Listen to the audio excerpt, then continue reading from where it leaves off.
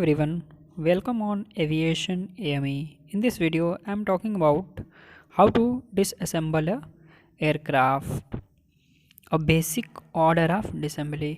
वैसे जब एयरक्राफ्ट को डिसेंबल किया जाता है तो मैन्युफैक्चरर द्वारा एक डिसेंबल प्रोसीजर दिया जाता है जिसके अकॉर्डिंग हम उस एयरक्राफ्ट को डिसेंबल करते हैं। बट हम यहाँ एक बेसिक ऑर्डर को बताने वाले हैं जिस तरह से डिसेंबल किया जाता है। When the aircraft is jacked up, all traces must also be placed in the position. This allows the aircraft to be climbed upon and later ensure that it will not be overbalanced when a major part is removed.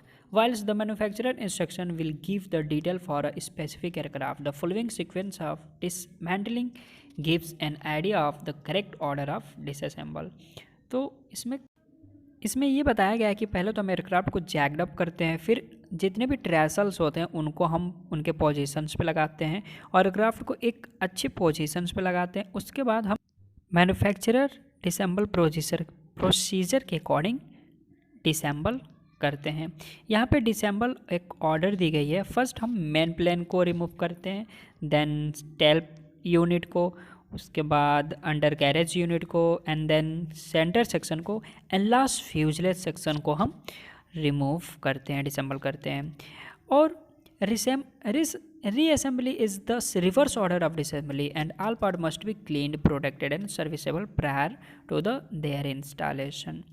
मतलब reassemble करना हो तो disassembly की फिर उल्टा procedure को अपनाया जाता है एयरक्राफ्ट को रीअसेंबल करने के लिए। तो यह था डिसअसेंबली का basic sequence order. Thanks for watching and keep support me.